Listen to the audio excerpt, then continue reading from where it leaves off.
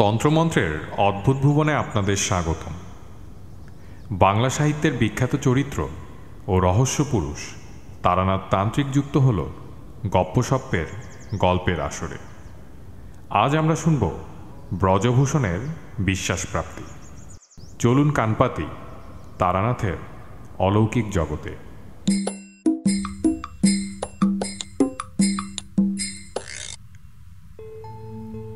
কিশোরীদের মেসে সম্প্রতি এক ভয়ানক নাস্তিক এসে ভর্তি হয়েছেন। ভদ্রলোকের বয়স বছর 40। মধ্য কলকাতার কোনো এক কলেজে বিশুদ্ধ গণিত পড়ান। রোগা ফর্সা চেহারা, দাড়িগোঁফ সব নিপুণভাবে কামানো, ঝকঝকে চোখে যুক্তির ইস্পাত মাঝে মাঝেই তর্কের আলোয় চমকে উঠছে। নাম ব্রজভূষণ চক্রবর্তী। ছুটি ছাটার দিনে বিকেলে কিশোরীর মেসে আমাদের জমাট আড্ডা বসে। মুড়ি আর তেলে ভাজা সহযোগে দুনিয়ার যত অসম্ভব গল্পের আদান প্রদান হয়। ব্রজভূষণ আসার পর আমাদের সে আড্ডা একেবারে মাটি হবার জোগাড়। অন্ধকার পাড়াগার পথে হাঁটতে গিয়ে পাশের জঙ্গলে সাদা মতো কিছু নড়তে দেখার ব্যাপারটা চিরন্তন ভৌতিক ঘটনা। যে কোনো আড্ডায় কেউ না কেউ এমন একটা গল্প বলবেই। এর থেকেই আসলে পরবর্তীতে আসল গল্পগুলো আসতে শুরু করে। আমরাও নির্বিবাদে শুনে যাই। যখন কলেজের ছাত্র ছিলাম, অধ্যাপক মশাই কোলরিজের Rime of the Ancient Mariner পড়াতে গিয়ে উইলিং সাসপেনশন অফ ডিসবিলিফের কথা বলেছিলেন। সেই মানসিকতা খাটিয়েই এসব গল্প শুনি, অন্তর থেকে বিশ্বাস করি বলে নয়। আড্ডায় আজকাল এমন গল্প শুরু হলেই ব্রজভূষণ চক্রবর্তী বলেন, আরে মশাই, ওসব হলো পিওর হ্যালুসিনেশন, ভ্রান্ত প্রত্যক্ষণ। গাঁজাখুরি গল্প শুনে আর ছোটবেলা থেকে কতগুলো অমূলক কুসংস্কার মনে গেঁথে রেখে আমাদের এই দশা হয়েছে। এমন দেখতে চাই বলেই এমন দেখি। কিশোরী বলে, তাহলে ব্যাখ্যার অতীত বলে কিছু নেই? না, নেই। মুখে নিজেদের যতই যুক্তিবাদী বলে প্রচার করি না কেন, মনের গভীরে আমাদের একটা আমি সত্তা আছে। সেটা হাঁচি, টিকটিকি, অমাবস্যা, বারবেলা সবই মানে। এই সত্তাই আমাদের ব্যাখ্যা খুঁজতে বাধা দেয়। আপনার ক্ষেত্রে সেটা কাজ করে না? মৃদু হেসে ব্রজভূষণ বলেন, করতো। যুক্তিবাদী চিন্তা দিয়ে, চর্চা দিয়ে সে সত্তাকে আমি জয় করেছি। নলিনাক্ষ ভট্ট ওধার থেকে বলে উঠলেন, তার মানে আপনি বলতে চান কঠিন পরিস্থিতিতে পড়লে আপনি ঈশ্বরকে ডাকেন না, মা কালীর কাছে সপাঁচখানা পুজো মানত করেন না? তক্তপোষে পাতা শীতল পাটির উপর শরীরের ঊর্ধ্বাংশ এলিয়ে দিয়ে ব্রজভূষণ বললেন, সাধারণত করি না, তবে মিথ্যা বলবো না। এমন টাইট কর্নারে পড়লে কখনো সখনো যে অযৌক্তিক কাজ করে ফেলি না তা নয়। এই তো গত বছরই দেশের বাড়িতে মেয়ের জ্বর হলো। একদিন দুপুরে হঠাৎ জ্বর উঠে গেল, 106 ডিগ্রি। বাড়িতে কান্নাকাটি চলছে, মেয়ে বুঝি আর বাঁচে না। এ সময় ডাক্তাররা বরফ জলে স্নান করিয়ে দিতে বললেন, কিন্তু পাড়া গায়ে বরফ কোথায় পাবো? ভেজা গামছা দিয়ে মেয়ের গা মুছিয়ে দেওয়া হচ্ছে। আমার মনের অবস্থা ভাবুন। ওই জ্বর বেশিক্ষণ থাকলে ব্রেনের সেল চিরকালের জন্য ড্যামেজ হয়ে যাবে, অথচ কিছুই করার নেই। এই সময় আমার মেজ কাকু বললেন, ব্রজ, পরশকে বল পীর বাবার দরগা থেকে দৌড়ে জল পড়া নিয়ে আসুক। কোনো ভয় নেই, পীর বাবার দয়ায় সব ঠিক হয়ে যাবে। এখনও স্বীকার করতে লজ্জা হয়, কিন্তু তখন আমি সাহস বজায় রাখতে পারিনি। কাকিমার কথা মেনে নিয়ে খুড়তুতো ভাই পরেশকে জল পড়া আনতে পাঠাই। নলিনাক্ষ ভট্ট বললেন, তবেই দেখুন আপনিও আসলে বিশ্বাস করেন। আদৌ নয়, এটা স্বাভাবিক হিউম্যান রিয়াকশন, সেরিব্রাল ফাংশন নয়। কিন্তু জল পড়ায় মেয়ে সেরে তো উঠল। সেরে উঠল, তবে জল পড়ায় নয়, নিজের সিস্টেমের কেরামতিতে। আপনি প্রমাণ করতে পারেন জল পড়ায় কোনো কাজ হয়নি? নিজের বিশিষ্ট উচ্ছ্বাসের হাসিটা দিয়ে ব্রজভূষণ বললেন, পারি না, কিন্তু আপনি প্রমাণ করতে পারবেন যে জল পড়াতেই অসুখ সেরেছিল? নলিনাক্ষ ভট্ট চটে উঠে কি একটা বলতে যাচ্ছিলেন। তাকে থামিয়ে দিয়ে আমি বললাম, তর্ক থাক ব্রজবাবু, আমি আপনাকে এমন একজন মানুষের কাছে নিয়ে যেতে পারি যার ক্ষমতা দেখলে আপনার অবিশ্বাস হয়তো আর থাকবে না। যাবেন? ব্রজভূষণ বিদ্রূপ বঙ্কিম চোখে আমার দিকে তাকিয়ে বললেন, কোনো বাবাজি টাবাজি বুঝি? ছোটবেলায় গাছ থেকে পড়া কিংবা জলে ডোবা দুর্ঘটনার কথা হাত দেখে বলে দেবেন? নাকি আগামী চৈত্রে যে ফাড়াটা আছে তার জন্য শ্বেত বিড়ালের মল বাদলি করে পড়তে বলবেন। ভদ্রলোকের রূঢ়তায় মনে ব্যথা পেলেও হেসে বললাম, না, বাবাজি না, গৃহী সাধক। তিনি আপনার কাছে পয়সাও চাইবেন না, মাদুলিও বিক্রি করবেন না। প্রথমে করবেন না, তারপর আমার বিশ্বাস জমে গেলে একদিন মহামৃত্যুঞ্জয় কবচ বানাতে 200 টাকার যজ্ঞ করতে বলবেন। এইসব বুজরুকি আমার খুব জানা আছে মশাই। এবার একটু কড়া সুরেই বললাম, ব্রজবাবু, আমি যার কথা বলছি তাকে আপনি চেনেন না। অনর্থক একজন অজানা মানুষের নামে অপবাদ দিচ্ছেন কেন? সাধকদের মধ্যে কেউ কেউ ভণ্ড থাকতে পারে, তাই বলে কি সবাইকে অবিশ্বাস করা উচিত? আমার কড়া সুরে বিন্দুমাত্র না দমে ব্রজভূষণ বললেন, অর্থাৎ এই সাধকবাবুজি আমার কাছে একটা আননোন কোয়ান্টিটি, একে তাই আমার বেনিফিট অফ ডাউট দিতে হবে, তাই তো? ঠিক আছে, চলুন একবার আলাপ করে আসা যাক। কোথায় যেতে হবে? বললাম, আজই বিকেলে চলুন না। আজই? কলকাতায় নাকি? হ্যাঁ, কলকাতায়। বিকেল 5টা নাগাদ তৈরি থাকবেন, আমি এসে নিয়ে যাব। কিশোরীও যাবে নাকি? কিশোরী এতক্ষণ চুপ করে আমাদের কথাবার্তা শুনছিল। এবার নিরাসক্ত ভঙ্গিতে সিগারেটের ছাই ঝেড়ে বলল, যাব বই কি, নিশ্চয়ই যাব। ব্রজবাবু যুক্তি দিয়ে থই পাচ্ছেন না, এ জিনিস না দেখলে চলে? ব্রজভূষণ কিশোরীর দিকে একবার অগ্নিময় দৃষ্টি নিক্ষেপ করলেন। বেলা হয়েছিল, তখনকার মতো বিদায় নিয়ে নিজের বাসায় ফিরলাম। কিশোরী আর ব্রজভূষণকে নিয়ে বিকেল 5টার পর যখন তারানাথের বাড়ির দরজায় হাজির হলাম, তখন আকাশে মেঘ ঘনিয়ে এসে টুপটাপ বৃষ্টি শুরু হয়েছে। তারানাথ আর আমাদের মধ্যে কেমন একটা বৃষ্টির যোগ আছে। চরচরে রোদ্দুরে ভর দুপুরে ঠিক করলাম বিকেলে তারানাথের বাড়ি যাব। বিকেলে বেরোবার সময় ঠিক দেখি আকাশ কালো, ঠান্ডা বাতাস দিচ্ছে। তারানাথের বাড়ি পৌঁছতে পৌঁছতে বৃষ্টি নামে। বাড়ির দরজার উপর টাঙানো বিবর্ণ সাইনবোর্ডটা দেখে ব্রজভূষণ মুখে একটা তাচ্ছিল্যব্যঞ্জক ভঙ্গি করলেন। করানার্তে তারানাথের মেয়ে চারি ওরফে চারুপ্রভা এসে দরজা খুলে দিল। বললাম, ভালো আছো চারি? বাবা বাড়িতে আছেন? চারি মেয়েটা সুদর্শনা, খুব ফর্সা বা খোদাই করা চোখ মুখ না হলেও আর 5টা মধ্যবিত্ত মেয়ের থেকে চারি একটু আলাদা।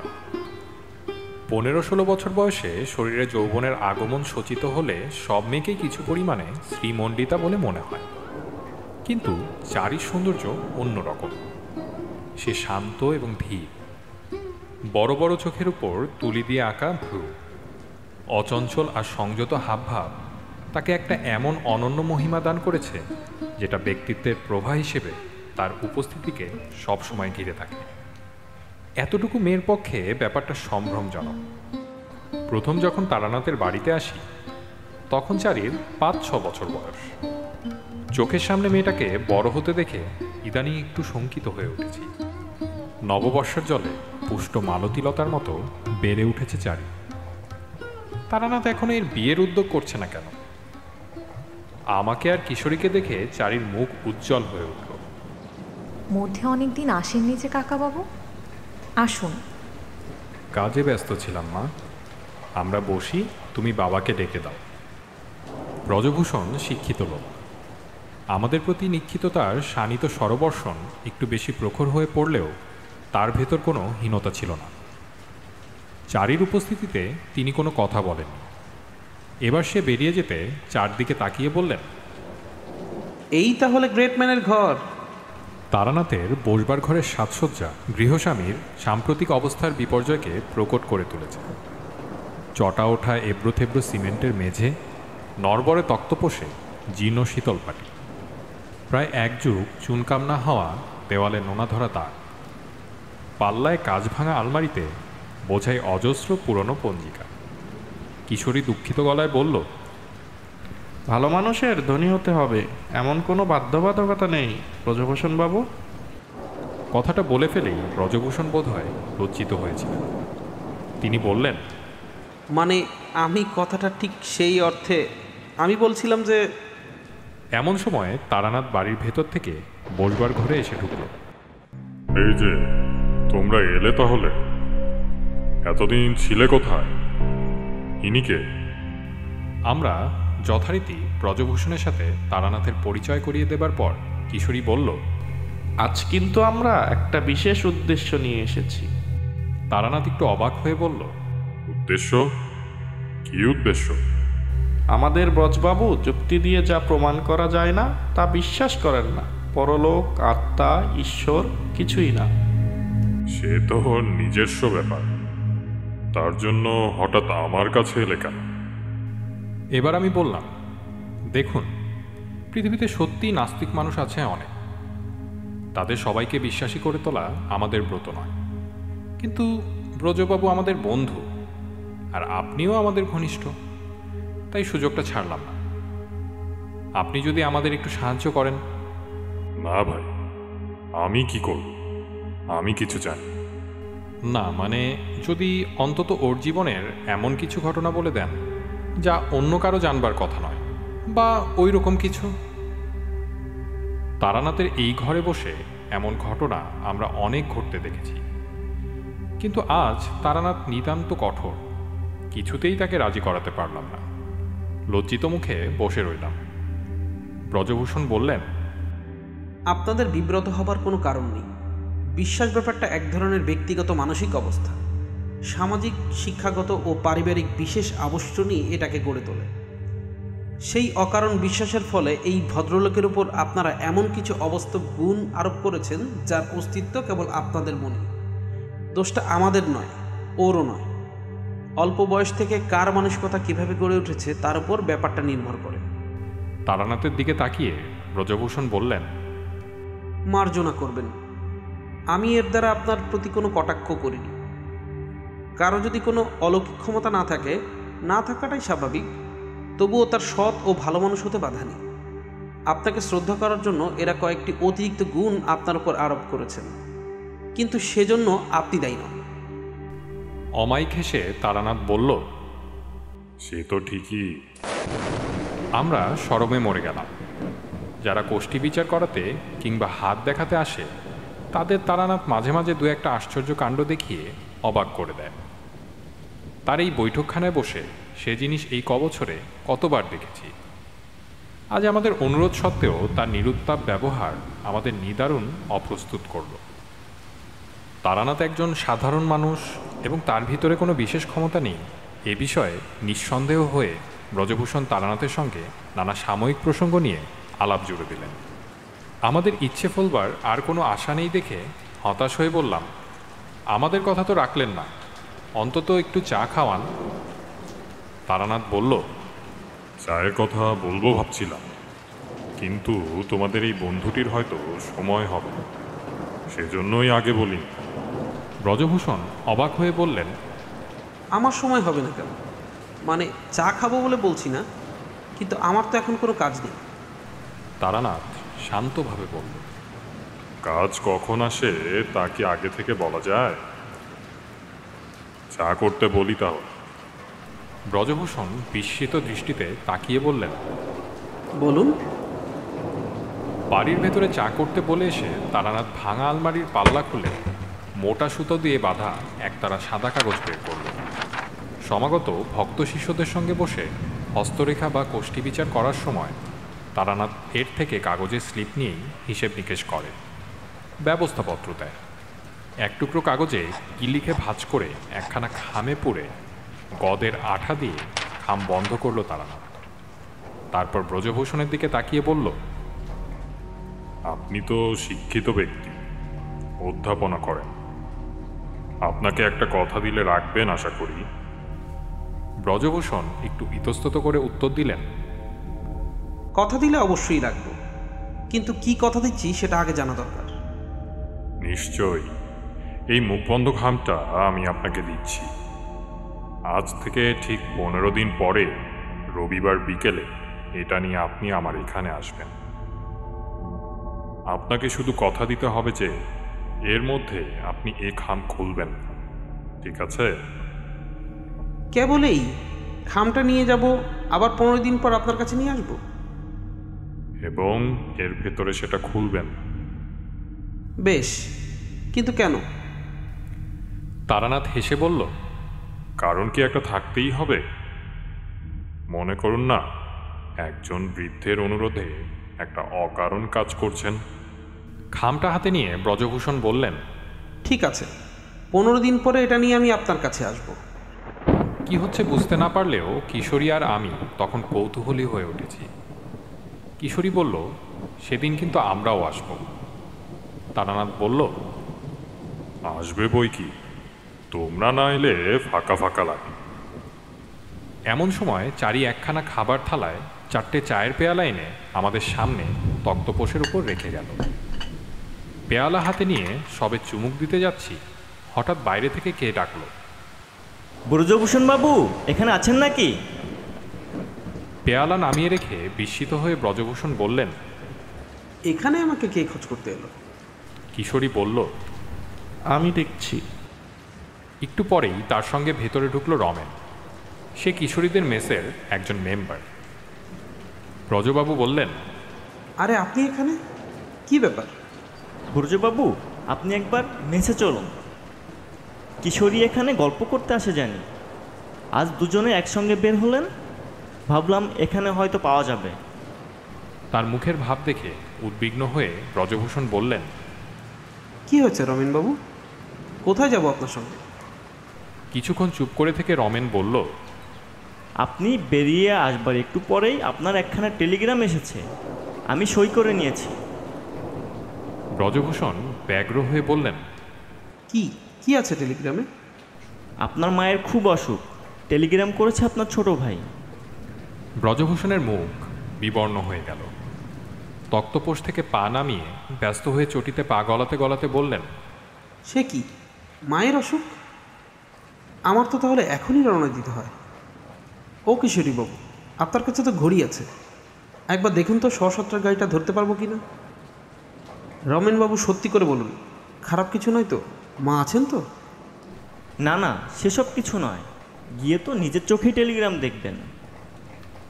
ঘড়ি দেখে কিশোরী বলল, খুব তাড়াতাড়ি করলে হয়তো গাড়িটা পেতে পারেন। এক কাজ করুন, একটা ঘোড়ার গাড়ি ভাড়া করে নিন এখান থেকেই। মেসে গিয়ে চট করে জিনিসপত্র গুছিয়ে নিন, তারপর ওই গাড়িতেই একবারে স্টেশন চলে যাবেন। ব্রজভূষণ তারানাথের দিকে তাকিয়ে বললেন, এভাবে হঠাৎ চলে যেতে হচ্ছে বলে আমি অত্যন্ত দুঃখিত। ভালো করে পরিচয় করার সুযোগ হলো না। ফিরে এসে বরং একদিন আপনার কাছে, এখন গিয়ে ভালো খবর পেলেই বাঁচি। তারানাথ বলল, ফিরেই কিন্তু আসবে না, 15 দিন বাদে আপনার তো আসার কথা রয়েছে। আজ আপনার চা খাওয়াও হলো না। চায়ের পেয়ালার দিকে তাকিয়ে ব্রজভূষণ বললেন, হ্যাঁ, আজ আর সময় হলো না, সামনের দিন বরং। এই পর্যন্ত বলেই থেমে গিয়ে ব্রজভূষণ কেমন একটা অদ্ভুত দৃষ্টিতে তারানাথের দিকে তাকালেন। তারানাথও ঠোঁটের কোণে মৃদু হাসি নিয়ে ব্রজভূষণের দিকে তাকিয়ে আছে। সত্যিই ব্রজবাবুর চা খাওয়ার সময় হলো না। কিশোরী তাড়া দিল, চলুন ব্রজবাবু, এরপর আর ট্রেন ধরতে পারবেন না। মেসে আসবার পথে ঘোড়ার গাড়িতে ব্রজভূষণ কয়েকবার আপন মনেই বললেন, কোইন্সিডেন্স, নিশ্চয়ই কোইন্সিডেন্স। ব্রজভূষণকে আমরা 2-1 সঙ্গে নিয়ে ট্রেনে তুলে দিয়ে এলাম। কথা রইল, গিয়েই ওখানকার সংবাদ জানিয়ে উনি আমাদের চিঠি দেবেন। 3 সাতেক বাদে দেশ থেকে ব্রজবাবুর চিঠি এলো। তার মায়ের সন্ন্যাস রোগের আক্রমণ হয়েছিল, বাঁচবার কোনো আশাই ছিল না। যাই হোক, এখন তিনি অনেকটা সামলে উঠেছেন। তাকে আরেকটু সুস্থ করে ব্রজবাবু ফিরবেন। আরও 1 সপ্তাহ কাটল। রবিবার সকালে কিশোরীর মেসে গেলাম ব্রজভূষণ ফিরেছেন কিনা খবর নিতে। না, ব্রজবাবু ফেরেননি, আর কোনো চিঠিও আসেনি। কিশোরী বলল, আজ বিকালে কিন্তু আমাদের তারানাথের বাড়ি যাবার কথা, এদিকে ব্রজবাবুতে এসে পৌঁছলেন না, কি করবে? বিকেল অবধি দেখো, উনি না এলে আমরাই অন্তত যাই। বেশ, আমি তাহলে আর এখানে আসবো না, সরাসরি তারানাথের বাড়ি চলে যাব। তুমি ওখানেই চলে যেও। বিকেল 5টা নাগাদ আমরা দুজনেই মটলাইনে গিয়ে হাজির হলাম। তারানাথ বৈঠকখানায় বসে তামাক খাচ্ছিল। আমাদের দেখে বলল, এসো এসো, ভাবছিলাম তোমাদের এত দেরি হচ্ছে কেন। আপনার মনে ছিল আজ আমাদের আসার কথা? মনে ছিল। বসো জমি, চা খাবে? হেসে বললাম, আজ আবার বাধা পড়বে না তো? তারানাথ হেসে বললেন, আজ আর বাধা পড়বে না। কিছুক্ষণ বাদেই চারি এসে চা দিয়ে গেল। এর মধ্যে ব্রজবাবুর মা যে ভালো আছেন সে কথা আমরা তারানাথকে জানিয়ে দিয়েছি। চায়ে চুমুক দিয়ে বললাম, একটা কথা বলি, একটু হয়তো অনধিকার চর্চা হয়ে যাবে, রাগ করবেন না। চারির তো বিয়ের বয়স হলো, ওর বিয়ের জন্য চেষ্টা করছেন না কেন? প্রশ্নটা শুনে তারানাথ হঠাৎ অন্যমনস্ক হয়ে গেল। ইতিমধ্যে কিশোরী পাসিং শোয়ের প্যাকেট বের করে তারানাথের সামনে রেখেছে। তার থেকে সিগারেট নিয়ে ধরাতে ধরাতে অন্যমনস্কভাবেই তারানাথ বলল, মনে করার কিছু নেই, তোমরা ঠিকই বলেছ। মেয়ের বয়স হচ্ছে, বিয়ে তো দিতেই হবে। তাছাড়া তোমরা চারিকে ছোটবেলা থেকেই দেখছো, তোমাদেরও অধিকার আছে বলতে। খানিক চুপ করে সিগারেট টেনে তারানাথ বলল, চারির বিয়ের জন্য খোঁজখবর করার একটা অসুবিধে আছে। শুনে একটু থমকে গেলাম। চারি বেশ সুন্দরী মেয়ে, তার বংশগৌরবও ভালো, হাতের কাজেও সে নিপুণা। এ মেয়ের বিয়েতে কী অসুবিধা থাকতে পারে? ছাইদানি হিসেবে ব্যবহৃত নারকেলের মালায় সিগারেটের দেহাবশেষ গুজে দিয়ে তারানাথ বলল, ব্যাপারটা তোমাদের খুলেই বলি, গল্পের মতো লাগবে শুনতে। শুনবে নাকি? অবশ্যই শুনব, গল্পের লোভেই তো এখানে আসা। চারি এসে একখানা পেতলের রেকাবিতে পান আর মশলা রেখে গেল। আজ সে একটা হলদে তাঁতের শাড়ি পরেছে, টান টান করে চুল বেঁধেছে, কপালে খয়েরের টিপ। নিম্ন মধ্যবিত্ত ঘরের মেয়ে, এর চেয়ে বেশি সাজ কোথা থেকে করবে? কিন্তু তাতেই ভারী সুন্দর দেখাচ্ছে চারিকে। বললাম, হ্যাঁ রে, আজ এত সেজেছিস যে, কোথাও যাবি নাকি? সে লজ্জিত মুখে মাথা নেড়ে বাড়ির ভেতরে পালিয়ে গেল। তারানাথ বলতে শুরু করল, আমার প্রথম যৌবনের ঘটনা তো তোমাদের কিছু কিছু বলেছে। সেসব বড় আশ্চর্য দিন গিয়েছে। সংসারে মন নেই, বৈষয়িকতায় মন নেই, একটানা কোথাও বেশি দিন থাকতে ইচ্ছে করে না। ঘুরে ঘুরে বেড়াই গ্রামে গঞ্জে, বন পাহাড়ে। একবার এক অদ্ভুত অভিজ্ঞতা হয়েছে। বাংলাদেশ আর বিহারের সীমানায় একটা ছোট্ট গ্রামে রাত্রিরে আশ্রয় নিয়েছি। গ্রাম বলতে 10-12টা খোড়া চালের বাড়ি মাত্র। গ্রামের প্রান্ত থেকে শুরু হয়েছে পাহাড় আর জঙ্গল। এক গোয়ালার বাড়ি থেকে মাটির ভারে সেরখানেক দুধ কিনে কাছের পাহাড়টায় চলে গেলাম রাত কাটাবো বলে। গায়ের মোড়ল অবশ্য বলেছিল তার বাড়িতে থাকতে, কিন্তু বাড়ির আরামি যদি চাইব তাহলে আর পথে বেরিয়েছি কেন? পাহাড়ের ঢালুতে ঘন জঙ্গল, তবে বিহারের দিকে যেমন হয় বড় বড় গাছ আছে অনেক, কিন্তু গাছের নিচে বাংলাদেশের মতো ঝোপঝাড় নেই, একেবারে তকতকে পরিষ্কার। সেখানেই একটা চৌকো পাথরের উপর আস্তানা গাড়লাম। ক্রমে রাত্রির গভীর হতে লাগলো। সঙ্গে দেশলাই ছিল। শুকনো কাঠকুটো জোগাড় করে আগুন জেলে দুধটা জ্বলি দিয়ে খেয়ে নিলাম। কিটকিট করে এক ধরনের পোকা ডাকছে। ঝিরঝিরে বাতাস বইছে সন্ধে থেকে। বোধহয় সেজন্যই মশা নেই আলো। রোজ রাত্রিরে কিছুক্ষণ ধ্যানের অভ্যেস করেছিলাম। কোনো বিশেষ দেবতার মতিকল্পনা বা মন্ত্রজপ নয়, এমনি চোখ বুজে পদ্মাসনে বসে মনকে একটি বিন্দুতে কেন্দ্রীভূত করার চেষ্টা করতাম। ঘন্টা 2-3 পাথরের টুকরোর উপরে বসে মনকে বাইরের জগৎ থেকে বিচ্ছিন্ন করে অন্তর্মুখী চেতনার স্রোতে যুক্ত করলাম। যখন ধ্যান শেষ করে চারিদিকে দেখলাম, তখন নিশ্চয়ই মধ্যরাত পার হয়ে গেছে। আকাশে চাঁদ নেই, কিন্তু বনের মধ্যে চুয়ে আসা অজস্র নক্ষত্রের স্নিগ্ধ আলো জ্যোৎস্নার অভাব দূর করেছে। নিচে গ্রামের বাড়িগুলোতে আলো নিভে গিয়েছে অনেকক্ষণ। দেহাতে এত রাত্রিরে কেউ জেগে থাকে না। কান পেতে থাকলে মাঝে মধ্যে দুই একটা কুকুরের ডাক শোনা যায়। কি সুন্দর শান্তি ছড়িয়ে আছে পরিবেশে। আমি কবি নই, এসব বর্ণনা যে কাব্য করে দিচ্ছি তা ভেব।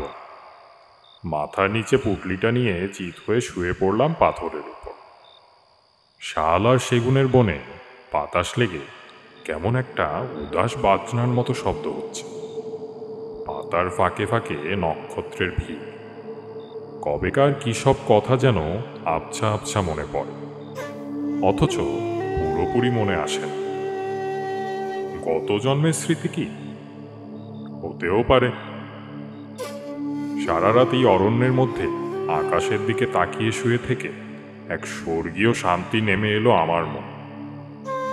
এটাকে আমি আশ্চর্য অভিজ্ঞতা বলছিলাম। ওই নির্জনতা, ওই রহস্যময় রাত্রি, নক্ষত্রের দল যেন আমাকে সৃষ্টির আদিম মুহূর্তে নিয়ে গেল।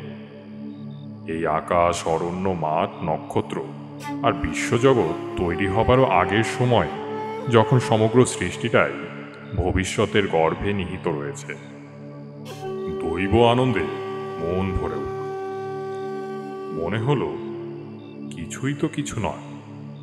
ঐশ্বর্য, খ্যাতি, ক্ষমতা কিছুই তো আমাকে এই অনিন্দের সন্ধান দিতে পারবে না।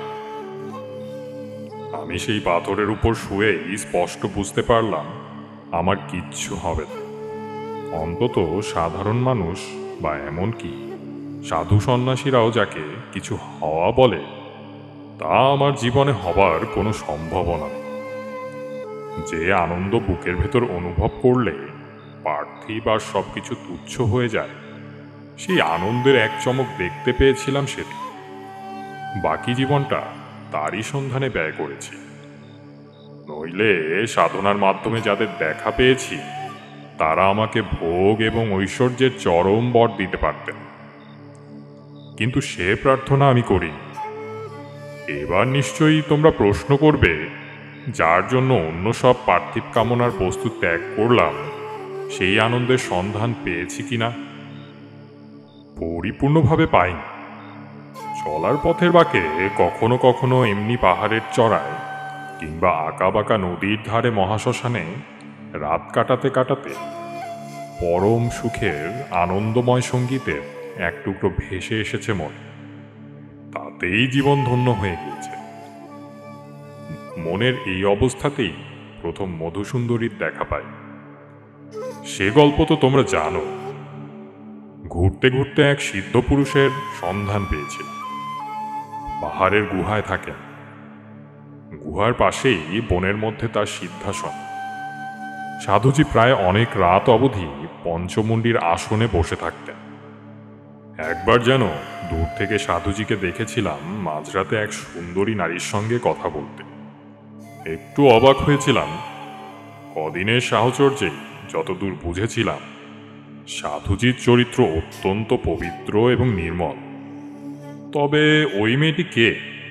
অত রাতে সে কেন আসে? দিনের বেলা যেখানে আসার সুযোগ আছে। এর কিছুদিন বাদে সাধুজি কয়েকদিনের জন্য শিষ্য বাড়ি গেলেন। আমি একা রইলাম গুহার আস্তানায়। প্রথম রাতেই কি মনে হলো কি জানি, সিদ্ধ আসনের শক্তি পরীক্ষা করবার জন্য পঞ্চমুণ্ডির আসনে গিয়ে বসলাম। সেই রাত্রিরেই আসনে বসে থাকা অবস্থাতেই আমি মধুসুন্দরী দেবীর দেখা পাই। একটু একটু করে সমস্ত বনভূমি ভরে উঠল আশ্চর্য দৈবধূপের গন্ধে। পৃথিবীর কোনো চেনা সুবাস সে নয়। কেমন যেন নেশা নেশা মনে হতে লাগলো। তারপরই অরণ্যের একাংশ আলো করে মধুসুন্দরী দেবী আবির্ভূত হলেন।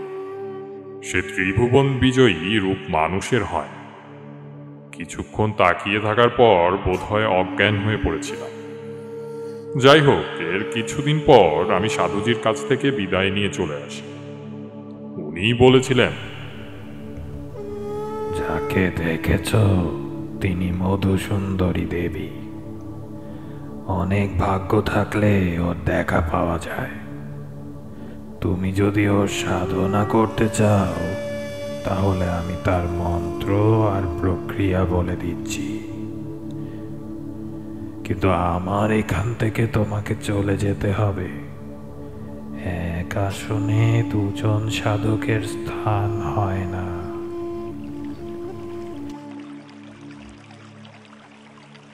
সাধুজির কাছ থেকে চলে এসে বরাকর নদীর ধারে এক শালবনে আস্তানা গাড়ি। দীর্ঘ সাধনার পর একদিন সাধুজির নির্দেশ মতো অমাবস্যার রাত্রিরে কলা পাতায় পোড়া শোল মাছের নৈবেদ্য দিয়ে হোম করে পূর্ণাহুতি দিই। এর কয়েকদিন বাদে গভীর রাতে মধুসুন্দরী দেবী দেখা দেন। সাধু বলে দিয়েছিলেন দুভাবে দেবীকে লাভ করা যায়, ভার্যা রূপে অথবা কন্যা রূপে। কন্যা রূপে চাইবার বয়স সেটা নয়। ফলে এর পরের ৩-৪ মাস দেবী আমার জীবন অলৌকিক মাধুর্যে ভরে দিয়েছিলেন। শরীরই প্রেম নয়, আসক্তি কতক্ষণ আর থাকে। শরীরী কামনার অনেক ঊর্ধ্বে ভালোবাসার সন্ধান পেয়েছিলাম সেই দিনগুলিতে। কিন্তু এ আনন্দ বেশি দিন স্থায়ী হলো না। বাড়ির লোক আমার সন্ধান পেয়ে বরাকর নদীর ধারের সেই শালবন থেকে জোর করে আমাকে বাড়িতে ফিরিয়ে নিয়ে আসে। আমি নাকি পাগল হয়ে গিয়েছিলাম। খুঁজতে খুঁজতে বাড়ির লোক যখন আমাকে আবিষ্কার করে, আমি নাকি তখন বনের মধ্যে বসে আপন মনে বিড়বিড় করছি। আমার চুল বড় হয়ে তাতে জট পড়ে গিয়েছে, লম্বা নখের নিচে কালো মাটি, জামা কাপড় শতছিন্ন। সত্যি সত্যি দড়ি দিয়ে বেঁধে আমাকে ফিরিয়ে আনা হয়। সেই বাঁধন ছিঁড়ে শেষবারের মতো বরাকর নদীর চরে দেবীর সঙ্গে দেখা করি। তিনি বলেছিলেন তার সঙ্গে আমার আর কখনো দেখা হবে না। বললাম, কেন দেবী? বাড়ি ফেরার কিছুদিনের মধ্যেই তোমার বিয়ে হবে। জীবনে দ্বিতীয় নারী এলে আর আমার দেখা পাওয়া সম্ভব নয়। আমি বিয়ে করব না। অসম্ভব। ভবিতব্য কেউ দেখাতে পারবে না। বিয়ে তোমাকে করতেই হবে। আমি আকুল হয়ে বললাম, তাহলে আর কখনো নয়, কোনোদিনও নয়? আমাকে একবার পেলে চিরতরে কেউ হারায় না। আবার আমাদের দেখা হবে, তবে এভাবে নয়, এই রূপে নয়। তবে কিভাবে দেখা হবে বলে দিন দেবী। এখন জেনে তোমার লাভ নেই। সময় হলে নিজেই বুঝতে পারবে।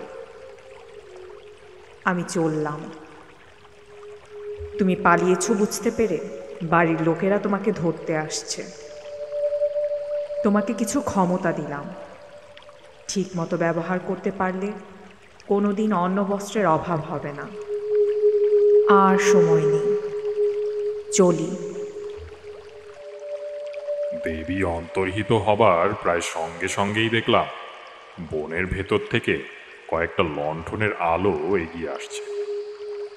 মনে একটা হাল ছেড়ে দেওয়া হতাশার ভাব, নিবিড় ক্লান্তি। আর পালাবার চেষ্টা না করে একটা গাছের গুড়িতে হেলান দিয়ে বসে রইলাম। লোকেরা এসে চিৎকার করে উঠল, এই যে এখানে বসে আছে।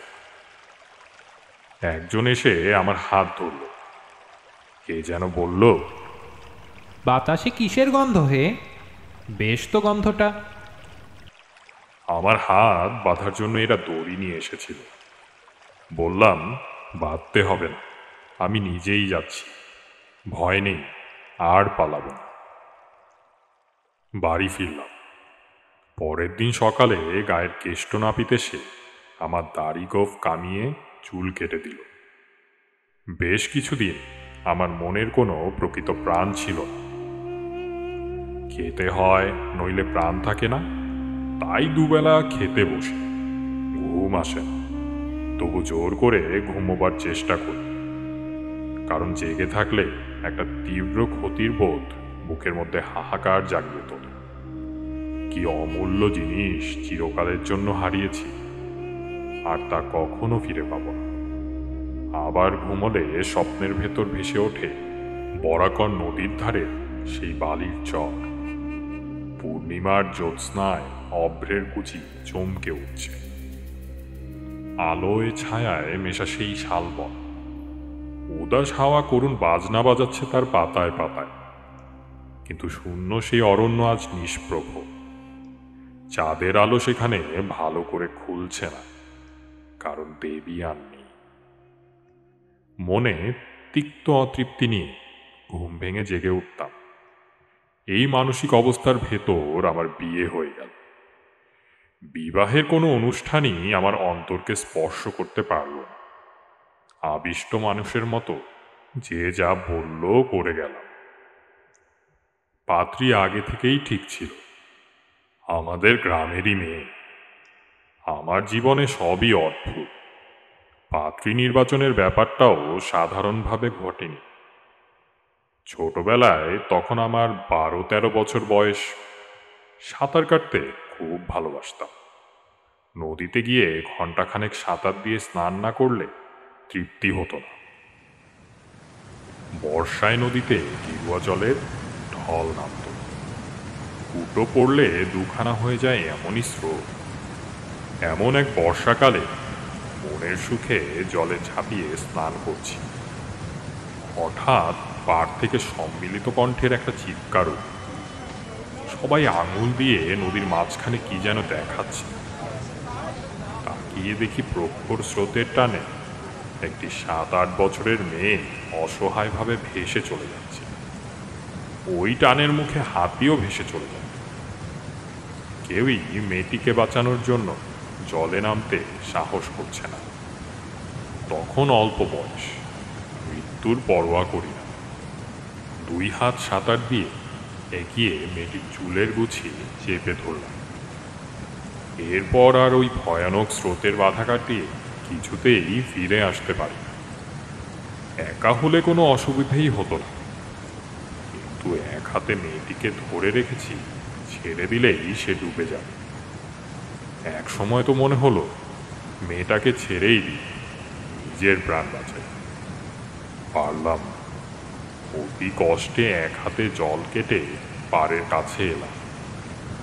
আর সমস্তক্ষণ গ্রামের একদল লোক ঘাটে দাঁড়িয়ে চিৎকার করে আমাকে উৎসাহ এবং নানা রকম পরামর্শ দিয়ে কে একজন একটা ধুতি পাকিয়ে ছুড়ে দিল আমার দিকে। তবে তার আর দরকার ছিল না, তখন আমি পায়ের নিচে জমি পেয়ে গেছি। যাকে বাঁচালাম সে আমাদের গ্রামের হরিদাস ভট্টাচার্যের মেয়ে। এই ঘটনার বছর 2 পরে হরিদাস ভট্টাচার্য কথায় কথায় আমার জ্যাঠামশাইকে বলেছিলেন, আমার মেয়েটাকে তো তারানাথ বাঁচালো, এবার আপনারা ওকে পায়ে স্থান দিন। অবাক হয়ে জ্যাঠামশাই বললেন, তার মানে? আমি তারানাথের সঙ্গে আমার মেয়ের বিয়ের প্রস্তাব করছি। সে আমার মেয়ের প্রাণ রক্ষা করেছে। শাস্ত্রমতে তার প্রাণের মালিক এখন সেই। বিধাতাই এই যোগাযোগ ঘটিয়ে দিয়েছেন। জ্যাঠামশাই তখনকার মতো ব্যাপারটা এড়িয়ে গেলেন বটে, কিন্তু পাড়াগায়ে এসব মজাদার কথা চাপা দিয়ে রাখা কঠিন। কিছুদিনের মধ্যেই গ্রামের লোক এ নিয়ে নানা রকম আলোচনা করতে শুরু করল। কেউ বলল, হরিদাসের আক্কেল দেখেছ, ফাঁকতালে মেয়েটাকে পার করবার তালে আছে। আবার কেউ বলল, ঠিকই তো বলেছে, তারানাথের উচিত মেয়েটাকে বিয়ে করা। মনুসংহিতাতে স্পষ্ট এরকম নির্দেশ দেওয়া আছে। আসলে এমন হলে বেশ একটা মজা হয়। গ্রামের শান্ত নিস্তরঙ্গ জীবনে 2-5 দিন হইচই করবার মতো কিছুই কখনো ঘটে না। আমার বিয়েটা ঘটিয়ে দিতে পারলে সবাই মিলে একটা আমোদ করা যায়। এর ফলে সত্যি কিছু হতো কি না কে জানে, কিন্তু এবারে বাড়ির লোকেরা আমাকে ধরে আনার পর হরিদাস ভট্টাচার্য নতুন উদ্যমে এসে আমার জ্যাঠামশাইকে পাকড়াও করলেন। বিয়ে দিলে আমার পায়ে বেরি পড়বে, আমি আর পালাতে পারবো না। এমন একটা ধারণা বাড়ির সকলের ছিল। এদিকে জ্যাঠামশাইয়ের বয়স হয়েছে, ঘরে ঘরে পাত্রী দেখে বেড়ানো তার পক্ষে সম্ভব নয়। অথচ চট করে বিয়ের ব্যবস্থা না করলে আমি আবার পালিয়ে যেতে পারি। কাজেই সব দিক বিবেচনা করে জ্যাঠামশাই হরিদাস ভট্টাচার্যকে কথা দিলেন। তাদের বংশ ভালো, মেয়েটিও দেখতে শুনতে ফেলনা নয়, বিয়েতে আপত্তি হবার কোনো কারণ ছিল না। জ্যাঠামশাই প্রথম দিকে ইতস্তত করছিলেন, তার কারণ তার ধারণা ছিল যে শ্বশুর বাড়ি দূরে না হলে জামাইয়ের যথেষ্ট আদর হয় না। অবশ্য এ ধারণা ভুল প্রমাণিত হয়েছিল। তোমরা হয়তো ভাবছ চারির বিয়ের সঙ্গে এই গল্পের সম্বন্ধ কি? সম্বন্ধ আছে, সে কথায় আসছি, মনোযোগ দিয়ে শুনে যাও। যন্ত্রচালিতের মতো বিয়ে করলাম, কিন্তু স্ত্রীর প্রতি আমার কোনো টান জন্মাল না। সত্যি বলতে কি, প্রথম 4-5 মাস তার দিকে ভালো করে তাকিয়েও দেখি। রাত্রিরে বৈঠকখানা ঘরে একটা চাদর আর বালিশ নিয়ে আলাদা শুতে যেতাম। দিনের বেলা ভেতর বাড়িতে আদৌ ঢুকতাম না, পাছে কথা বলতে হয়। গ্রামের ছোট্ট গণ্ডির মধ্যে এসব কথা চাপা রাখা কঠিন। আস্তে আস্তে লোকদের মধ্যে ফিসফাস শুরু হয়ে গেল, তারানাথ বউয়ের কাছে ঘুমায় না কেন? এর মধ্যে নিশ্চয়ই কোনো রহস্য আছে। অনেকে বলতে লাগলো তারানাথ আবার বিয়ে করবে। একদিন রাত্রিরে যথারীতি বৈঠকখানা ঘরে শুয়ে আছি, গরমে কিছুতেই ঘুম আসছে না। হঠাৎ মনে হলো ভেতর বাড়িতে যাবার দরজায় কে যেন এসে দাঁড়িয়েছে। অন্ধকারে তাকে ভালো দেখা যাচ্ছে না, তবে বুঝতে পারছি স্ত্রীলোক, কারণ কাপড়ের খসখস আর চুড়ির শব্দ শোনা যাচ্ছে। বললাম, কে কে ওখানে? উত্তরে দরজার আড়াল থেকে এক ছায়ামূর্তি বেরিয়ে এসে আমার খাটের পাশে দাঁড়াল। আবছা অন্ধকারে ঠাউর করে দেখলাম আমার স্ত্রী। কথা বলতে ইচ্ছে ছিল না, কিন্তু বিয়ে করতে হলেও একটা না একটা কথা না বলে উপায় নেই। জিজ্ঞেস করলাম, কি চাও? খুব মৃদু গলায় সে বলল, তুমি ঘরে শুতে যাও না কেন? বললাম, আমার একটা ব্রত আছে, জানো তো আমি সন্ন্যাসী হয়ে গিয়েছিলাম। উত্তরে সে বলতে পারত, ব্রত থাকলে বিয়ে করে আমার জীবন নষ্ট করলে কেন? বিয়ে না করলেই পারতে। কিন্তু কোনো অভিযোগ না করে সে বলল, কাল থেকে ঘরে শুতে যেও, আমি কথা দিচ্ছি তোমার ব্রত নষ্ট করব না। লোকেরা 5 রকম কথা বলছে, এসব কথা তো আর চলতে দেওয়া উচিত নয়। আমার উত্তরের জন্য অপেক্ষা না করেই সে ফিরে গেল। বিবেচনা করে দেখলাম আমার স্ত্রীর কথায় যৌক্তিকতা আছে।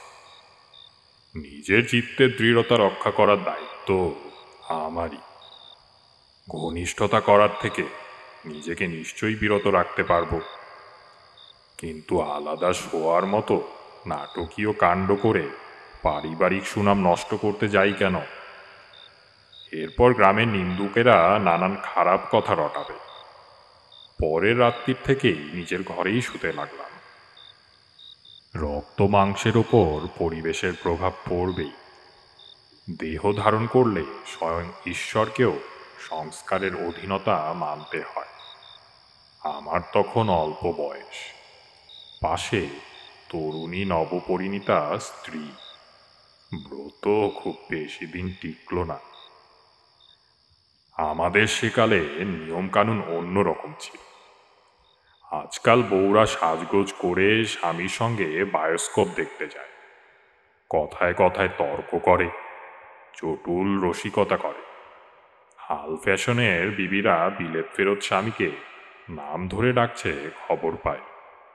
আমাদের সময়ে বউয়েরা স্বামীদের প্রকৃত শ্রদ্ধা করত, বিনা তর্কে তার উপর সম্পূর্ণ নির্ভর করত। আমার স্ত্রী তার ব্যতিক্রম ছিল না। রোজ সকালে উঠে সে আমাকে প্রণাম করে দিনের কাজ শুরু করত। একদিন ভোরবেলা সে আমাকে প্রণাম করছে, লক্ষ্য করলাম তার হাতের অনামিকা মাঝের আঙুলের চেয়ে সামান্য বড়। ব্যাপারটা একটু অদ্ভুত। সাধারণত মধ্যমার চেয়ে অনামিকা কখনোই বড় হয় না। লাখে একজন মানুষের এমন হতে পারে। লক্ষণ শাস্ত্রসার গ্রন্থে এ বিষয়ে কি যেন একটা পড়েছিলাম, কিন্তু কিছুতেই পরিষ্কার মনে করতে পারলাম না। পাছে আবার সন্ন্যাসী হয়ে চলে যায়, এই ভয়ে আমার পুঁথিপত্র বাড়ির লোকেরা লুকিয়ে ফেলেছে, চাইলেও দেবে না। কাজেই অনামিকা বেশি লম্বা হলে সেটা কিসের লক্ষণ তা আমি স্থির করতে পারলাম না। জিনিসটা আস্তে আস্তে মনের তলায় ডুব দিল। এর অনেক বছর পরের কথা। তখন আমি পুরোদস্তুর সংসারী হয়ে উঠেছি। চারিরও জন্ম হয়েছে। তার বয়স বছর 4 হবে। নৌকো করে এক শিষ্য বাড়ি নিমন্ত্রণ রক্ষা করতে যাচ্ছিলাম, সঙ্গে চারি রয়েছে। আমাকে সে একদণ্ড চোখের আড়াল করতে চাইত না। পরের দিনই দুপুরে ফিরে আসবার কথা। ভাবলাম মেয়েটাকে সঙ্গে করে নিয়ে যাই, বেড়াতে পেলে খুশিই হবে। দুপুরে খাওয়া দাওয়া করে রওনা দিয়েছিলাম। স্রোতের মুখে তরতর করে নৌকো ছেড়ে বিকেল 4টার ভেতর অনেকখানি রাস্তা পার হয়ে এলাম। শিষ্যবাড়ি আর ঘন্টা 2 পথ। এমন সময় উত্তর পশ্চিম কোণে কাজলের দাগের মতো একটা মেঘ দেখা দিল। আমরা প্রথমে কেউ গ্রাহ্য করি, কিন্তু মাঝি বয়স্ক এবং অভিজ্ঞ। তার মুখ গম্ভীর হয়ে উঠল। সে বলল, ঠাকুর মশাই, ঝড় উঠবে বলে মনে হচ্ছে, নৌকো কি পারে নেব? এসে বললাম, মেঘ এখনো বহু দূরে, তাছাড়া ও মেঘে ঝড় নাও হতে পারে। এসব অচেনা জায়গায় নৌকো ভিড়িয়ে লাভ কি বাবা? তার চেয়ে একটু টেনে চল, আর কতটুকুই বা পথ। কিন্তু সেই মেঘের রেখা দেখতে দেখতে এগিয়ে এসে সমস্ত আকাশ ঢেকে ফেলল, আর সেই সঙ্গে আরম্ভ হলো তুমুল ঝড়। শান্ত নদী মুহূর্তে সংহার মূর্তি ধারণ করল। নবীন মাঝি পাকাল, তাই তখনই নৌকো ডুবে গেল না বটে, কিন্তু আর বেশিক্ষণ যে ভেসে থাকবে এমন ভরসাও করতে পারলাম না। এখন নৌকো পাড়ের দিকে নেবার চেষ্টা করেও লাভ নেই, কারণ নদীতে উত্তাল ঢেউ উঠেছে। নৌকো মাঝি নির্দেশ মানছে না। হঠাৎ একটা ভয়ঙ্কর বাতাসের ঝটকায় নৌকো একদিকে কাত হয়ে ছলাৎ করে অনেকখানি জল উঠে পড়ল খোলে। দাঁতে দাঁত চেপে উল্টো দিকে সমস্ত শরীরের শক্তি দিয়ে হাল ঠেলে ধরে নবীন মাঝি বলে উঠল, আর বুঝি নৌকা বাঁচে না ঠাকুর মশাই? আমার মনের অবস্থা ভেবে দেখো। নিজের জন্য ভাবি না, যত ঝড়ই হোক আমি ঠিক সাঁতার কেটে পাড়ে চলে যাব। কিন্তু এই উত্তাল নদীতে চারিকে এক হাতে ধরে সাঁতার কাটা সম্ভব নয়। ওকে ফেলেও নিজের প্রাণ বাঁচাতে পারব। দুজনকেই হয়তো আজ ডুবে মরতে হবে, এইসব ভাবছি। চারি হঠাৎ আমার দিকে তাকিয়ে বলল, বাবা তুমি ভয় পেয়েছো?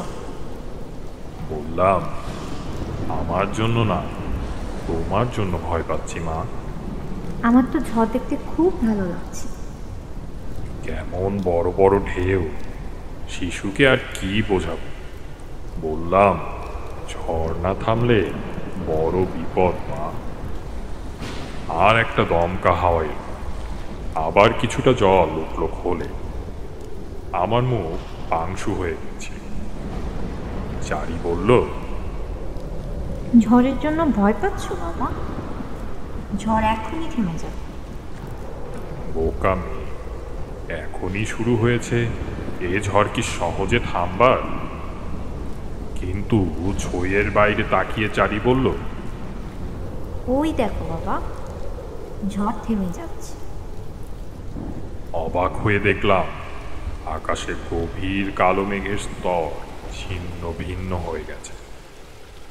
বাতাস পড়ে এসেছে, বড় বড় ঢেউ আর উঠছে না। আস্তে আস্তে যেভাবে ঝড় কমে তেমন নয়, এক মুহূর্তেই যেন বাতাসের প্রকোপ কমে গেল। নবীন মাঝিও ঘর্মাক্ত শরীরে পরিস্থিতির এই আকস্মিক পরিবর্তনে অবাক হয়ে আকাশের দিকে তাকাচ্ছে। যাই হোক, আর কিছুক্ষণের মধ্যে নিরাপদে শিষ্যবাড়ি পৌঁছে গেলাম। কিন্তু ঘটনাটা আমি ভুলতে পারলাম। এর কয়েকদিন বাদে আমার স্ত্রীর জ্বর মতো হলো। চারির শোবার ব্যবস্থা হলো আমার বিছানায়। আমি বসে বসে লণ্ঠনের আলোয় এক আত্মীয়ের কোষ্ঠী তৈরি করছি। পাশে চারি ঘুমিয়ে পড়েছে। রাত তখন অনেক হবে। হঠাৎ দেখি আলো একটু একটু করে কমে আসছে। বাড়ির পুরনো কাজের লোক হারাধনের উপর খুব রাগ হল। সে নিশ্চয়ই আজ সন্ধেবেলা লণ্ঠনে তেল ভরে। যাক, একদিক দিয়ে ভালোই হলো, আর রাত না জেগে শুয়ে পড়া যাক। কাগজ কলম তুলে রেখে বাতিটাকে সরাতে যাব, মনে হলো সেটা বেশ ভারী। খালি লণ্ঠন এত ভারী কেন? লণ্ঠনটা তুলে নেড়ে দেখি তাতে তেল ভর্তি। আশ্চর্য ব্যাপার তো, তেল যদি থাকবে তাহলে আলো নিভে যাচ্ছে কেন? অবাক হয়ে বসে রইলাম। চোখের সামনে তেল ভর্তি বাতিটা একটু একটু করে নিভে গেল। ঘর অন্ধকার হবার সঙ্গে সঙ্গে একটা ব্যাপার উপলব্ধি করে আমার গা ছমছম করে উঠল। এতদিন পরে আমার ঘরের বাতাসে দেবধূপের স্বর্গীয় পবিত্র সুবাস। চারির মাথার কাছে খাট আর দেওয়ালের মধ্যে যেটুকু জায়গা, সেখানে ধীরে ধীরে হালকা নীল আলোয় ভরে উঠল। আর সেই আলোর মধ্যে ফুটে উঠল মধুসুন্দরী দেবীর ভুবনমোহিনী মুখটি। তিনি হাসি মুখে আমার দিকে তাকিয়ে আছেন। উত্তেজনায় দাঁড়িয়ে উঠে আমি কি যেন বলতে গিয়েছিলাম। দেবী আঙ্গুল তুলে আমাকে থামিয়ে দিয়ে বললেন, বলেছিলাম আর একবার দেখা হবে। আজ এসেছি, কিন্তু এই শেষবার। আজকের পরে আমাকে চাক্ষুষ আর কখনো দেখতে পাবে না। হাত জোর করে দাঁড়িয়ে আছি, দু চোখ দিয়ে দর দর করে জল পড়ছে। দেবী হেসে আবার বললেন, দুঃখ করো না, আগেই তো বলেছি, আমাকে একবার পেলে কেউ চিরতরে আর হারায় না। তুমি বুঝতে পারোনি? আমি তো তোমার কাছেই আছি। দেখো, তাকাও। দেবী তর্জনী তুলে ঘুমন্ত চারির দিকে নির্দেশ করলেন। সেদিকে তাকিয়ে আমার গা শিউরে উঠল। এ তো চারি নয়, এ আমার মেয়ে নয়। মধুসুন্দরী দেবী ছোট্ট মেয়ের রূপ ধরে শুয়ে রয়েছেন। সেই অবয়ব, সেই অনিন্দ দেহকান্তি, কেবল আকৃতি শিশুর মতো। দেবী বললেন, কন্যারূপে তুমি আমাকে পেয়েছ, এ দৈবাংশী মেয়ে। আমার শক্তির কিছু অংশ আমি ওর মধ্যে সঞ্চারিত করেছি। সবটা দিইনি, কারণ তাহলে কষ্ট পেত, সংসার করতে পারত না। ওকে যত্ন আর আদরে রেখো। বললাম, আপনি আমায় একই দায়ে ফেললেন।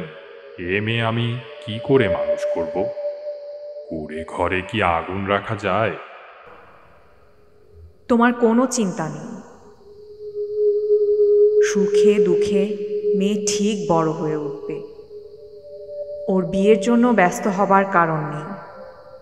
সম্বন্ধ আপনা আপনি হয়ে যাবে। তবে 17 বছর বয়স পূর্ণ হবার আগে তা হবে না। নতজানু হয়ে দেবীকে প্রণাম করে শেষ প্রশ্ন করলাম, এমন কেন করলেন দেবী? মধুসুন্দরী দেবী বিষণ্ণ হেসে বললেন, তুমি যেমন আমার জন্য সাধনা করেছিলে, তার ফলে আমিও তোমাকে প্রার্থনা করেছিলাম। প্রকৃত সাধক পৃথিবীতে বিরল, কিন্তু প্রণয়ী রূপে তো আর সম্ভব নয়। তাই কন্যা রূপে তোমার আমার দুজনের স্বাদ মেটালাম। আস্তে আস্তে মিলিয়ে গেল অপার্থিব স্নিগ্ধ নীল আলো, মিলিয়ে গেল ধূপের ঘ্রাণ। ইহজীবনে সেই আমার মধুসুন্দরী দেবীর সঙ্গে শেষ দেখা। একটু থেমে তারানাথ বলল, তোমরা বোধহয় এটাকে গল্প হিসেবেই নিলে, কিন্তু বিশ্বাস করো, এ ঘটনা সত্যি আমার জীবনে ঘটেছিল। মেয়ের বয়স চোখের সামনে বেড়ে যাচ্ছে, কিন্তু দেবীর নির্দেশ অমান্য করার সাহস আমার নেই। তার অংশে যদি সত্যি মেয়ের জন্ম হয়, তাহলে তিনিই ও ব্যবস্থা করবেন। অবশ্য আজই। তারানাথের কথার মাঝখানেই ঘরে ঢুকলেন ব্রজভূষণ চক্রবর্তী। আমরা সবাই কথা থামিয়ে তার দিকে তাকিয়ে আছি দেখে ব্রজভূষণ ক্লান্তভাবে হেসে বললেন, হ্যাঁ, দুপুরের ট্রেন ফেল করে এই বিপত্তি। বিকেলের ট্রেন ধরে এইমাত্র এসে পৌঁছালাম। মেসেও যাইনি, শটান এখানে চলে এসেছি। তারপর তারানাথের দিকে তাকিয়ে বললেন, আমি কথার মূল্য রাখার খুব চেষ্টা করি। 15 দিন পরে আজ দেখা করবার কথা ছিল। দেখুন কত কষ্ট করে চলে এসেছি। তারানাথ বলল, বসুন বসুন, বিশ্রাম করুন। আপনার মা ভালো আছেন তো? মা ভালো আছেন, তাকে সুস্থ করে তুলে তবে এসেছি। কিন্তু আমার একটা খুব জরুরি কথা আপনাকে বলবার আছে। কি কথা? ব্রজভূষণ মুখ নিচু করে কয়েক মুহূর্ত কি যেন ভাবলেন। তারপর তারানাথের দিকে তাকিয়ে দৃঢ় গলায় বললেন, আমার মত বদলেছে। পৃথিবীর সব ঘটনাই যুক্তির আলোয় বিচার করা যায় না। সত্যি ব্যাখ্যার অতীত অনেক কিছুই জীবনে ঘটে। গতবার যখন আসি তখন মনের মধ্যে অবিশ্বাস আর আপনার সম্বন্ধে ভুল ধারণা নিয়ে এসেছিলাম।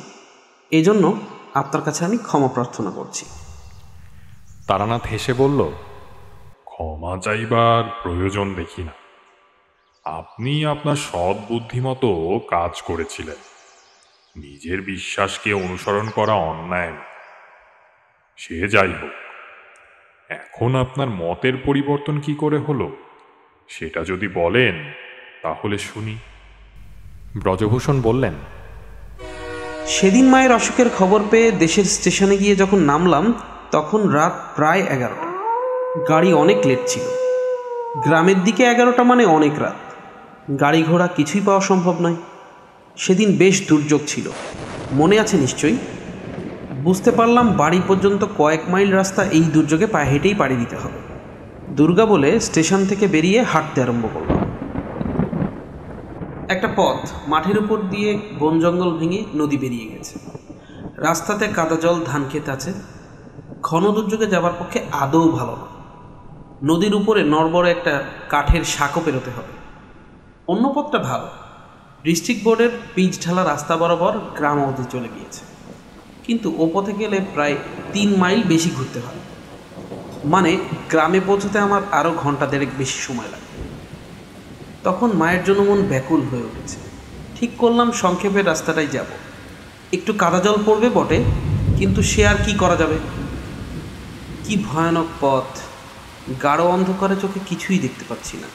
মাঝে মাঝে বিদ্যুৎ চমকে উঠে অন্ধকারকে যেন আরও গাঢ় করে তুলেছে। দুদিকে ধানের ক্ষেত, মাঝখানে পেছল আলের উপর দিয়ে পা টিপে টিপে চলেছি। মাথার উপর ঝিরঝির করে বৃষ্টি ঝরছে তো ঝরছেই। এর মধ্যে আবার হাত ফসকে কাদায় পড়ে টর্চটা গেল নিভে। কত ঝাঁকুনি দিলাম, কিছুতেই আর জ্বলল না।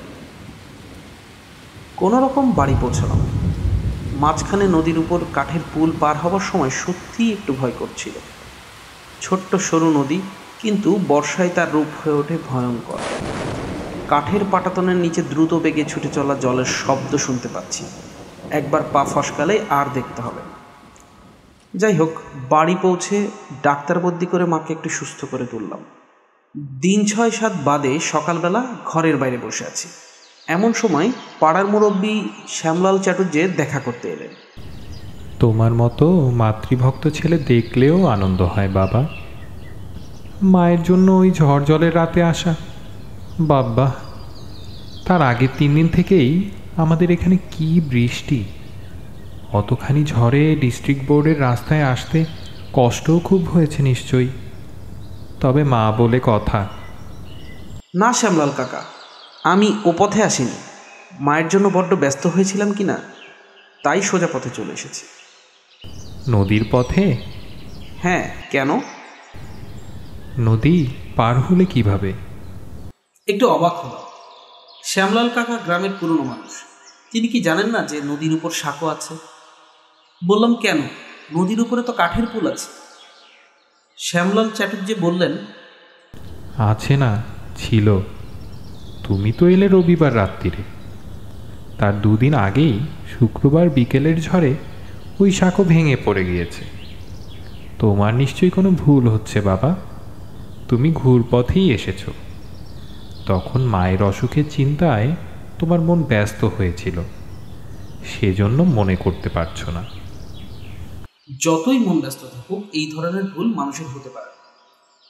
কিন্তু শ্যামলাল কাকা কেমন অদ্ভুত দৃষ্টিতে তাকিয়ে আছেন দেখে আমি আর কথা বাড়ালাম না। এরপর হয়তো উনি আমার মস্তিষ্কের সুস্থতা সম্বন্ধে সন্দেহ করবেন। কথা ঘুরিয়ে অন্য প্রসঙ্গ বাড়ালাম। দুপুরের খাওয়া সেরে বাড়ি থেকে বেরোলাম নদীর ধারে যাব বলে। প্রায় 1.5 মাইল পথ। তবে আজ কদিন বৃষ্টি থেমে যাওয়াতে মাঠঘাট শুকিয়ে এসেছে। কিছুক্ষণের মধ্যেই পৌঁছে গেলাম। সত্যি নদীর উপর কাঠের সাঁকোটা নেই। এপারে যেখান থেকে পুল শুরু হয়েছিল সেখানে কয়েকটা বাঁশের কাঠ পড়ে আছে মাত্র। আশ্চর্য, আমি কি তবে বাতাসে হেঁটে নদী পার হয়েছিলাম? নদীর ধারেই মাঠে কয়েকজন চাষি খেতে কাজ করছিলেন। তাদের একজনকে ডেকে জিজ্ঞেস করলাম, হ্যাঁ রে, এ সাঁকো কবে ভেঙেছে বলতে পারিস? সে বলল, কেন পারবো না কর্তা? গেল শুক্রবার রাত্রিরে ঝড় হলো না, সেই ঝড়েই তো ভাঙলো। কি হরমর বিকট শব্দ! লোকটি সবিস্তারে পুল ভাঙার গল্প শুনিয়ে গেল। আমার কিন্তু তখন কানে আর কিছুই ঢুকছে না, মাথার মধ্যে যেন কেমন করছে। এই আমার ঘটনা। এর কি ব্যাখ্যা হতে পারে আমি তা জানি না, কিন্তু এতটুকু বুঝতে পেরেছি যে আপনার কাছে এসে আমার ক্ষমা প্রার্থনা করা উচিত। ব্রজভূষণ থামলেন। তারানাথ নির্বিকার। ব্রজভূষণের কাহিনী শুনে তার বিস্ময়বোধ হয়েছে বলে মনে হলো না। আপনাকে একটা মুখবন্ধ খাম দিয়েছিলাম, সেটা আজ নিয়ে আসার কথা ছিল। এনেছেন কি? আগে এনেছি। এর মধ্যে খোলেননি তো? ব্রজভূষণ দুঃখিত কণ্ঠে বললেন, চক্রবর্তী মশাই, আমি কথার মানুষ। বেশ, এবার খামটা খুলে দেখুন দেখি ভেতরের কাগজে কি লেখা আছে। ব্রজভূষণ বুক পকেট থেকে খাম বের করেছিলেন। ভেতরে তারানাথের হাতে লেখা সেই কাগজের স্লিপ। তাতে কি লেখা তখনও জানি না, কিন্তু সেটা পড়ে ব্রজভূষণের মুখের ভাব যেন কেমন হয়ে গেল। বিহ্বল চোখে সে তাকিয়ে রইল তারানাথের দিকে। কিশোরী ব্রজভূষণের হাত থেকে কাগজের টুকরোটা নিয়ে পড়ল, তারপর নিঃশব্দে আমার দিকে বাড়িয়ে দিল। হাতে নিয়ে দেখলাম গোটা স্পষ্ট হস্তাক্ষরে তাতে লেখা নদীর ওপর সাঁকোটা কিভাবে পার হয়েছিলেন। ব্রজভূষণ আবেগের গলায় বললেন, তাহলে কি আপনি? তারানাথ বলল, না, আমি নই। আমার ঈশ্বরের কাছে আমি প্রার্থনা করেছিলাম যাতে আপনার জীবনে বিশ্বাসের শান্তি নেমে আসে। তিনি যা করবার করেছেন। আমি বুঝতে পেরেছিলাম সেদিন আপনি মায়ের কাছে পৌঁছতে পারবেন না। ব্রজভূষণ জিজ্ঞাসা করলেন, কি করে বুঝলেন? তারানাথ উত্তর না দিয়ে চুপ করে রইল। থাক, আমি জবাব চাই না, কিন্তু আমার একটা প্রার্থনা রয়েছে, তা আপনাকে পূরণ করতেই হবে। তারানাথ বলল, বলুন। দেশে আমার এক ভাগ্নে রয়েছে, আইএ পাস, খুব শান্ত আর সচ্চরিত্র ছেলে, গ্রামের জুনিয়র হাই স্কুলে পড়ায়। এবার গিয়ে দেখি তার বিয়ের পাত্রী খোঁজা হচ্ছে। আপনার মেয়েকে সেদিন দেখে গিয়েছিলাম, ভারী পছন্দ হয়েছিল। বোনের কাছে আপনার মেয়ের কথা বলায় তিনি রাজি হয়েছেন। আমার তো মেয়ে দেখাই আছে, আর কেউ দেখবে না। সামনের মাসে 17 কি আপনি বিয়ে দিতে পারবেন? আমাদের কোনো দাবি নেই, শাখা সিঁদুর দিয়ে পাঠাবেন। ব্রজভূষণের হাত জড়িয়ে ধরল তারানাথ, বলল, আমি কন্যার পিতা, আমার আর কি আপত্তি থাকতে পারে? যত তাড়াতাড়ি হয় ততই মঙ্গল। আমাদের দিকে ফিরে তারানাথ বলল, দেখলে দেবীর কথা কেমন ফলে গেল? তোমাদের বলা হয়নি আজ চারির জন্মদিন। আজ ওর বয়স 17 বছর পূর্ণ হলো। তোমাদের বৌঠান পায়েস রেঁধেছেন, সবাই একটু করে খেয়ে যেও।